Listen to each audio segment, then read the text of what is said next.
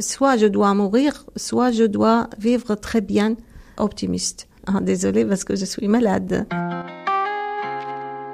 Mais même si je suis malade, j'arrête pas à penser comme ça. Parce que je ne peux pas me tuer. Soit je dois mourir, soit je dois vivre. Je ne veux pas mourir. Mais si je meurs, c'est ma destin, j'accepte le destin. Mais aussi, j'accepte le destin, pourquoi pas travailler pour avoir la vie. Parce que je suis une personne très aimable et je suis contente avec tous mes amis, toute ma famille, et pourquoi pas. Et aussi, il y a l'espoir. Je connais bien, c'est pas beaucoup les gens qui sont bien passés ça, mais il y a peut-être on dit 10%, 5%, et pourquoi pas moi.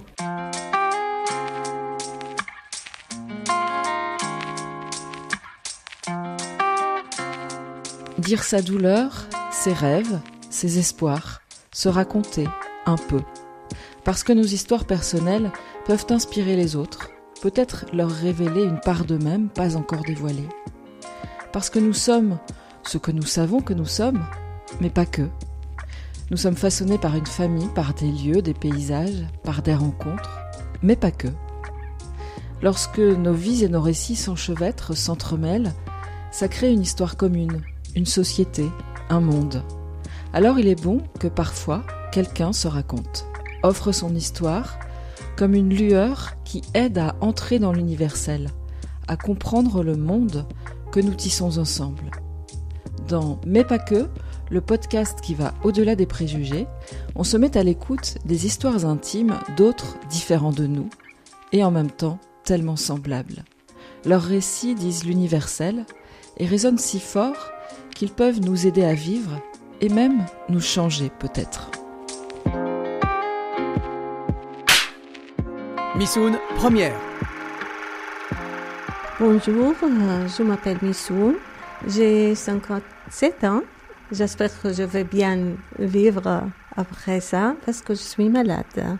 Désolée à dire ça, mais je ne suis pas triste de ça. J'ai beaucoup d'espoir. Et je me sens très bien que j'ai fait toutes mes missions. Et mes enfants sont bien, j'ai fait toutes les choses dans la vie. Et maintenant, j'ai l'espoir pas vivre.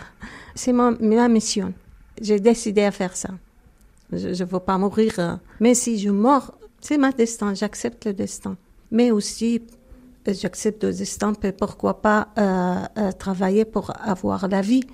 Parce que je suis une personne très aimable et je suis contente avec tous mes amis, toute ma famille, et pourquoi pas.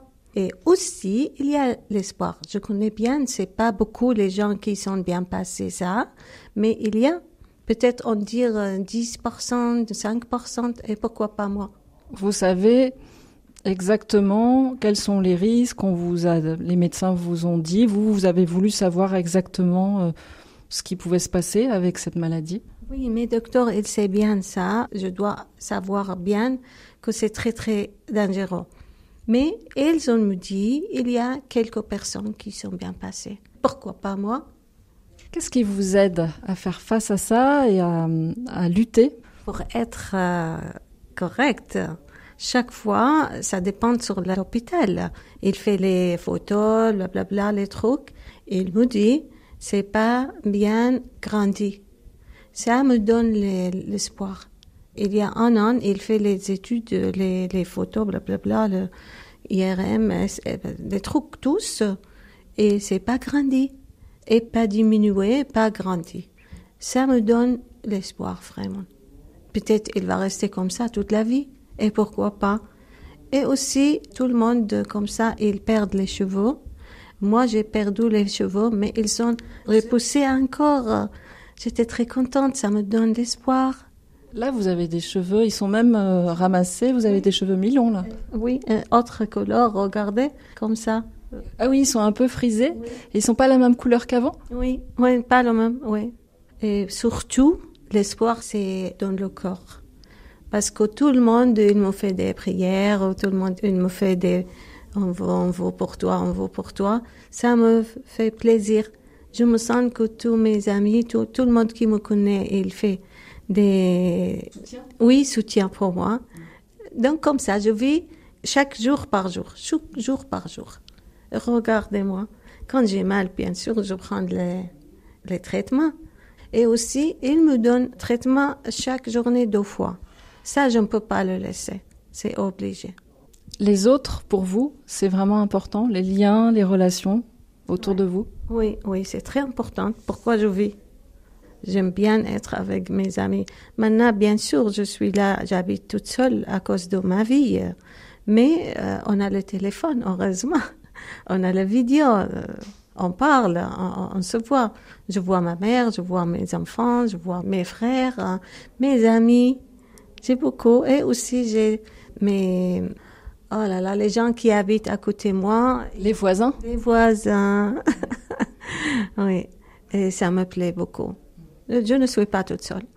J'accepte. Si je mors, je mors. Sinon, ok, on vit, le jour par jour.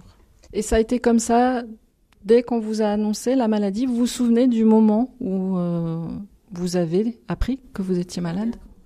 C'est une petite histoire parce que j'habite toute seule.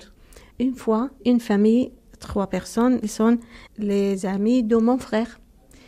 Ils sont venus à Nice pour voir Nice pour un jour. Moi, je lui dis non, vous allez rester 3 jours chez moi parce que c'est samedi et... Ah, et dimanche, c'était le week-end? Oui. Donc, ils ont accepté, c'était très bien. On a bien passé le temps. Je lui montrais Nice, c'était très bien. À la nuit, j'ai commencé à perdre ça. J'étais très... Mais la dame, j'ai appelé, elle est venue et c'est elle qui m'a arrêté comment dire ça, être dead. Ah, elle vous a évité de mourir? Oui, parce qu'elle a appelé l'hôpital. Elles sont arrivées au temps très bien. Elles sont amenées à l'hôpital, donner les trucs ou comme ça. Sans elle, je vais être morte. Heureusement que vous les aviez invités pour le week-end. C'est la première fois que j'accepte des gens qui dorment chez moi. Et elle aussi, est première fois pour elle à rester chez les amis pour passer Europe. Donc ils vous ont sauvé la vie, quoi. Oui. Donc j'ai eu la chance à vivre. C'est l'audio. Il n'a pas écrit que je meurs maintenant. Et donc c'est là, il y a eu des examens et c'est là qu'on a découvert quelque chose? Oui, c'est ça. J'étais perdue, 2 jours perdue comme ça. Après, ma fille, elle est venue. Inconsciente? Consciente, oui. Ma fille, elle est venue, je connais personne, c'est qui. Après, doucement, ils ont, avec les médicaments, blabla, j'ai commencé à récupérer. Ah, c'est ma fille, blablabla. Ils ont ouvert ici. Donc, ils ont ouvert la tête. Pourquoi? C'est pas pour enlever ça. C'est pour savoir c'est quoi ça. Comment ça s'appelle? C'est une tumeur, c'est ça? Oui. Donc, malheureusement, c'est pas... It's not able to be tested. Ah, on n'a pas pu l'analyser, en fait. Oui, à côté, le brain. C'était trop près du cerveau et du coup, on n'a pas pu faire un prélèvement pour analyser. On ne peut pas faire ça. Donc, il va dépendre sur les médicaments. Ils ont commencé à me donner beaucoup de choses comme médicaments. J'ai resté dans l'hôpital. Après, ils ont m'amené chez moi. Et ils sont venus. Ma fils, il est venu. Mon frère, il est venu. Il est un dentiste. Il habite en Grèce. Il ne peut pas rester. Et j'ai beaucoup des amis qui sont venus. Maintenant, ils sont occupés. Ma fille, elle fait le master. Mon fils, il ne peut pas venir avant faire autre visa, blablabla. Je suis toute seule, mais dans la tête, je ne suis pas toute seule. Et ici, à Nice, vous vous êtes fait un peu des amis ou vous n'avez pas eu le temps? J'ai des amis incroyables. Oui, j'ai des amis incroyables. Quand je suis venue à la Grèce, j'ai été mis dans les maisons des amis. OK? Chaque famille, elle me prend 1 mois et demi. Quel conseil vous aimeriez donner à une personne qui est comme vous, mais peut-être au début de la maladie? Une personne qui vient de savoir qu'elle avait un cancer, une tumeur, une maladie grave. Quel conseil vous pourriez lui donner pour continuer sa vie, son combat? être optimiste. J'ai décidé à pas dire je suis malade à tout le monde. Par exemple, mes cousins, comme ça, ils savent je suis malade, ils commencent à parler ou pleurer pour moi. Arrête, quand vous allez finir, vous m'appelez. J'ai insisté à dire je ne suis pas malade. Et je pense que c'était très bien. Oui, il m'a fait plus forte. Ça veut dire quoi, je ne suis pas malade? Parce que vous savez que vous êtes malade, mais dire je ne suis pas malade, c'est dire je ne suis pas que malade, je suis capable d'encore plein de choses. Oui, je connais, il y a un espoir très petit. J'ai décidé à prendre cette histoire. Donc, pour m'aider à avoir ça, arrête, je dis à tout le monde, arrête, ne parle pas à ça. Je vais bien passer. Bon, et moi aujourd'hui, je vous oblige à en parler. Non, pas grave, je suis contente parce que comme ça, vous connaissez que je suis forte à parler.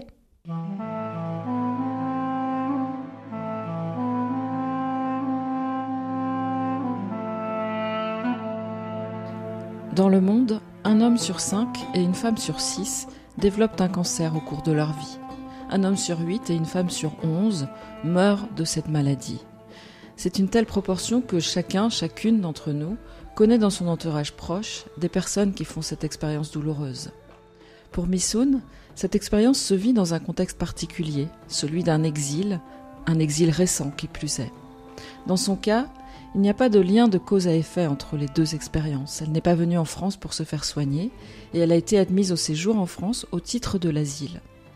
D'autres personnes bénéficient du droit au séjour pour raison médicale, un droit créé en France en 1998. Mais selon la CIMAD, le dispositif de protection des personnes étrangères gravement malades ne cesse depuis quelques années de se dégrader. Il s'est affaibli depuis qu'une loi a transféré la compétence d'évaluation médicale à l'Office français de l'immigration et de l'intégration, qui dépend du ministère de l'Intérieur, alors qu'auparavant, les agences régionales de santé avaient cette compétence. Depuis lors, le nombre de titres de séjour accordés pour raison médicale n'a cessé de diminuer.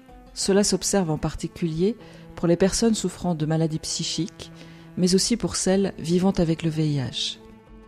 L'histoire de Missoun, elle, est différente. La maladie s'est invitée dans sa vie après l'obtention du statut de réfugié.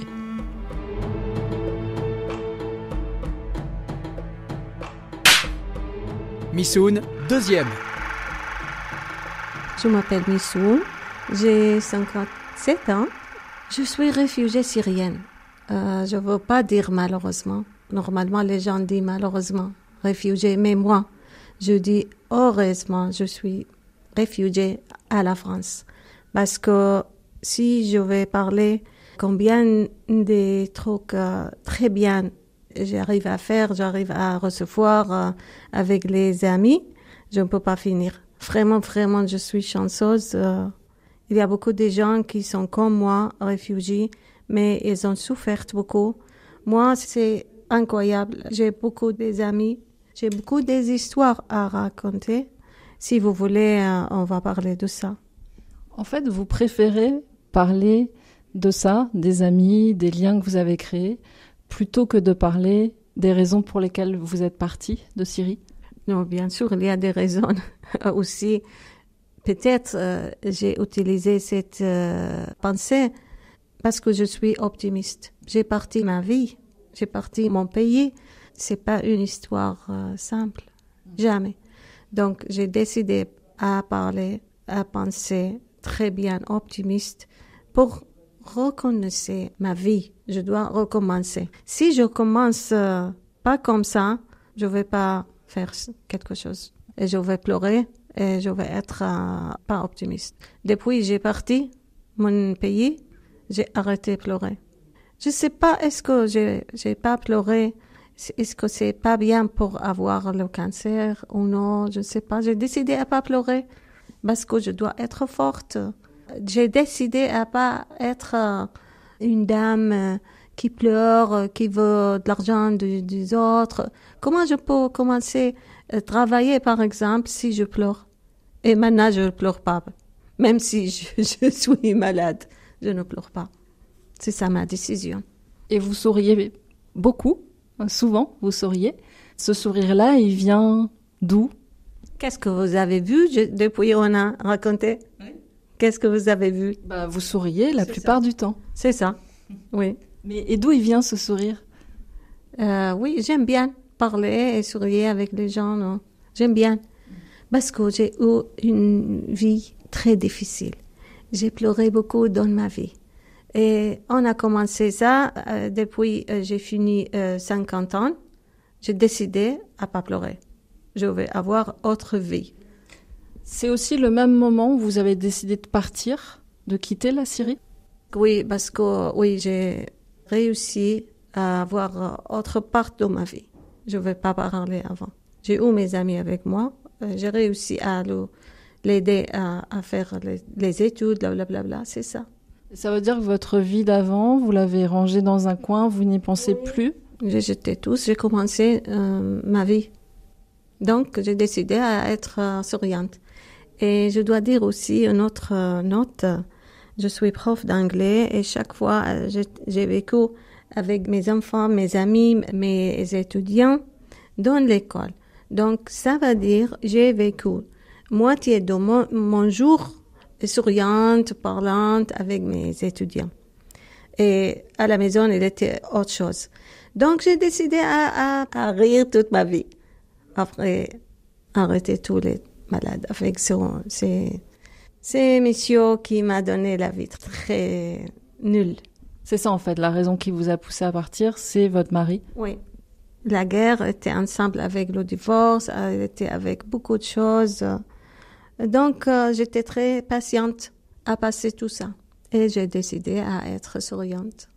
C'est pour ça aussi, je pense, je suis chanceuse, mais c'est pour ça aussi j'ai beaucoup d'amis ici à la France. Je suis très, très fière. Comme vous étiez prof d'anglais, on aurait pu penser que vous alliez partir plutôt en Angleterre. Pourquoi la France? J'ai choisi à venir en Europe. Mais quand je suis venue, j'ai eu la visa française, mais je suis allée en Autriche. Parce qu'il y a mes oncles là-bas, ses enfants, je ne veux pas être toute seule. Mais après 6 mois, ils ont ramené encore ici à Nice. Ils disent, je peux faire rester seulement à la France parce que mon visa c'est français. Mais j'étais pas triste, mais j'étais surprise. Et aussi, après, j'ai commencé à apprendre la langue allemande 6 mois. Et j'ai eu le diplôme, petit diplôme. J'ai dû aussi commencer à apprendre la langue française. Oh là là, qu'est-ce que c'est ça? Mais je connais ça, à cette époque que j'ai beaucoup de trucs à faire. Je suis obligée à faire. J'acceptais. Et tout de suite, j'ai eu les amis, les gens qui m'aident. C'était magnifique. Et tout le monde, m'a corrigé, m'aider. J'ai commencé à apprendre. J'ai eu les gens qui me donnent ces maisons. Les gens vous ont accueilli chez eux. Donc ça, c'était avec l'association JRS Welcome? Oui, c'est ça. Sans ça, je peux pas imaginer.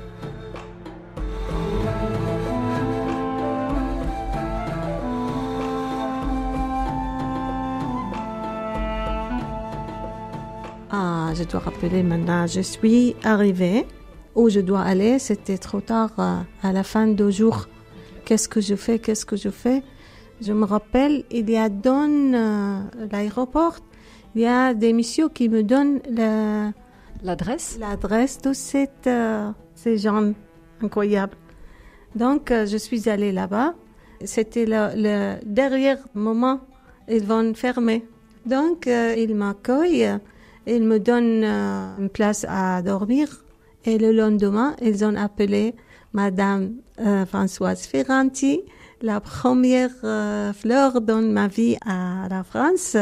Elle a accepté. Geoffrey, elle m'a amenée dans sa voiture chez Françoise. Et Françoise était une amie, était une sœur, était toutes les choses. Et magnifique. Elle était souriante. Elle m'a donné, oh là là, je vais bien. Oh là là. Comment vous avez fait au début? Parce qu'à ce moment-là, vous parliez pas du tout français. Et c'est elle qui parle anglais. J'étais très contente. Oui, elle m'a accueillie comme une famille. Pas comme on écrit sur les papiers ou comme ça. Pas comme une... Pas comme une étrangère. Oui, c'est ça. Tout de suite comme une fille, comme une sœur, comme tu veux dire. Mais elle m'a donné this feeling. Ce sentiment-là d'être accueillie. Oui. Donc, après, j'ai connu 4 familles et chaque famille, 1 mois et demi. J'ai fini avec Françoise Ferranti. Donc, vous avez commencé avec elle et vous avez fini avec elle. Et je vais vous dire quelque chose, c'est bizarre et très bien. La 2e famille, elle s'appelle Françoise. Oui, la 3e famille, c'est Françoise. Vous n'êtes allée que chez des Françoises. 3 Françoises. Hein? La 4e, elles ont un truc à dire, désolé, elles ne sont pas comme ça. J'appelais Françoise Ferranti la première. Elle est venue, elle m'a amenée encore. Et combien de temps juste rester chez elle? Comme sa sœur, comme sa fille, comme tu veux vous dire. J'ai resté chez elle 3 ans parce que j'ai pas reçu mes résultats papier comme ça. Et il y avait aussi le maladie quand ils ont fermé les... Oh là là. Ah oui, le Covid. Oui, le Covid. On a passé 3 ans ensemble avec ses enfants, son mari. Et quelle famille! J'étais chanceuse. Et alors après, vous avez eu le statut de réfugié? J'ai eu le statut de réfugié. C'est aussi la dame Geoffrey qui m'a offert une place chez elle. C'était magnifique. J'ai resté 1 an. Et aussi, on a commencé à rester normal, comme tout le monde. Je payais, mais j'étais malade. À cette époque, j'ai reçu l'acceptance que je peux vivre dans un studio de l'État. Je paye un petit peu, mais pas très cher. Je suis contente maintenant. Et donc, c'est toujours dans ce studio que vous vivez aujourd'hui? Oui. Avant d'apprendre que vous étiez malade, il y a eu toutes les démarches pour les papiers, tout ça. Mais je crois que vous aviez aussi commencé à travailler ou vous alliez commencer? Oui. Ah là là, j'étais reçue comme une traductrice. J'utilise 3 langues. J'étais très, très, très contente. Et vous deviez être traductrice pour l'OFII, c'est ça? Oui, pour l'OFII. J'étais très fière. Donc l'OFII, c'est l'Office français pour l'intégration et l'immigration.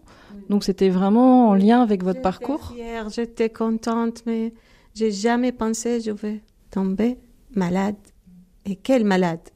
J'ai jamais pensé à cancer. Ah là là, c'est ça la vie. Et donc là, finalement, vous n'avez pas eu le temps de travailler en fait? Il m'envoyait un email quand je vais être capable à travailler, ils m'attendent. Donc ça fait partie de l'espoir aussi. Oui. J'espère, on verra. Oui. Maintenant, j'ai le papier que je ne peux pas travailler. On verra. Un jour après l'autre, comme vous dites. Oui, c'est ça. On verra. Du coup, votre temps aujourd'hui, il est beaucoup occupé par les soins, le repos aussi. Mais comment se passent vos journées aujourd'hui? Qu'est-ce que vous faites? Aujourd'hui, je vais dire la vérité. Je vois beaucoup de trucs télévision. Je nettoie chez moi. On parle beaucoup vidéo avec maman, mes amis, mes frères, beaucoup de choses. Hein. Il y a aussi des programmes sur le téléphone pour passer le temps.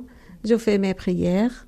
Aussi, j'essaie à sortir pour marcher, parce que je dois marcher 1 heure tous les jours parce que j'ai mal ici à cause des médicaments, j'ai mal...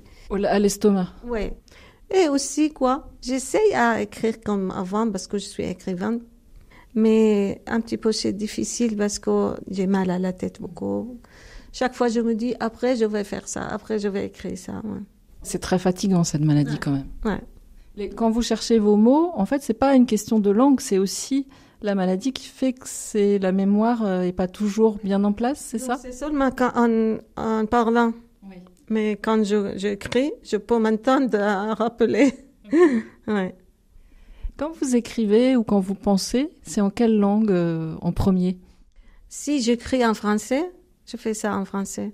Si j'ai fait en arabe ou en anglais, ça dépend comment je commence. D'accord. Mais vous pouvez faire les 3 aussi bien maintenant. Oui. Écrire, justement, qu'est-ce que ça représente pour vous? Qu'est-ce que ça vous fait d'écrire? C'est plutôt des poèmes que vous écrivez? Oui, normalement des poèmes. Ou aussi, j'ai beaucoup d'amis qui m'ont conseillé à écrire toute l'histoire que j'ai commencé en entrant en Europe. Tous les gens qui m'aident, ils méritent de raconter les histoires. Là, à côté de vous, vous êtes venu avec plein de documents, enfin quelques-uns, vous m'avez dit, ça aurait pu être beaucoup plus, mais ça témoigne en fait un peu des activités que vous avez. Et par exemple, vous avez fait du théâtre, alors c'est assez incroyable, en occitan. Oui, c'était magnifique, très très bien, j'étais fière de moi. C'est la première famille qui m'a accueillie et elle fait ça. Et il m'a pris avec eux sur le théâtre et j'étais aussi forte à dire oui. Et alors, comment on fait quand on a comme langue maternelle l'arabe de Syrie, qu'on parle anglais, un petit peu français, pour parler en occitan? C'est une décision. Quand on décide quelque chose, on peut faire. Mais quand on dit « oh, c'est difficile », on ne peut pas. Bismillahirrahmanirrahim. قالت أنى يكون لي غلام ولم يمسسني بشر ولم أك بغيا قال كذلك قال ربك هو علي هين ولنجعله آية للناس ورحمة منا وكان أمرا مقضيا. Ici, vous avez rencontré surtout, j'imagine, soit des gens qui ne croient pas en Dieu, soit des chrétiens. Est-ce que vous avez eu l'occasion de parler de la religion, de Dieu, de la prière, ici, à Nice? Oui, je parle, mais seulement avec mes amis près. Je ne parle pas avec quelqu'un, n'importe qui. Oui, avec mes amis, parce que je connais bien, ils me respectent, et moi, je lui respecte. Donc, on parle très bien. Par exemple, le monsieur de Françoise Bell, on parle parce qu'il est très, très éduquant, et il a l'éducation très bien. Il accepte, moi j'accepte, c'est bien, pourquoi pas. C'est être ensemble, pour vivre ensemble, c'est bien. Mais je parle pas à quelqu'un ou quelqu'une ce que je connais pas. Oui, il faut déjà être un peu proche, savoir qu'on va se comprendre, quoi. Ouais. Ceux qui respectent. Ceux qui respectent les autres, pour moi, c'est très important.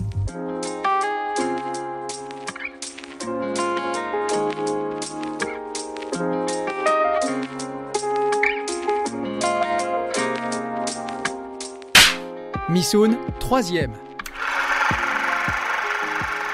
Je m'appelle Missoun. Je suis contente d'être à la France parce que je me sens bien quand je suis dans ma pièce avec les gens qui m'aiment, que je l'aime. Il y a des respects, il y a les temps très bien qui passent avec eux, avec moi. Ils me respectent bien. Je suis contente. Et de plus, c'est mon destin. J'ai pas choisi ça. Et j'ai décidé à continuer. Soit je dois mourir, soit je dois vivre très bien, optimiste. Je ne peux pas me tuer. Soit je dois mourir, soit je dois vivre. Si vous vivez, est-ce que vous avez des rêves pour la vie future, des envies?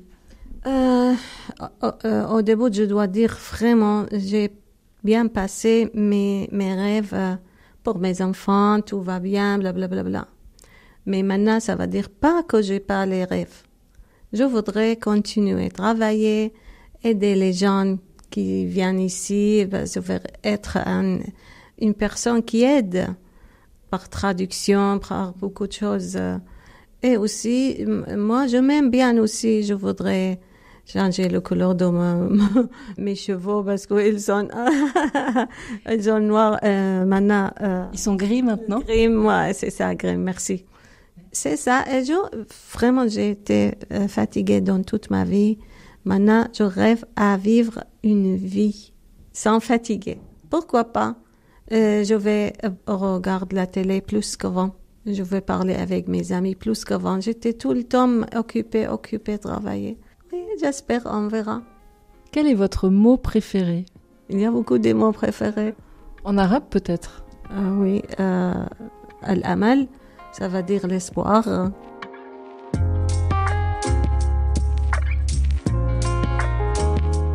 Vous venez d'écouter Mais pas que, le podcast RCF qui va au-delà des préjugés. La saison 1, Exilés mais pas que, est coproduite avec JRS France.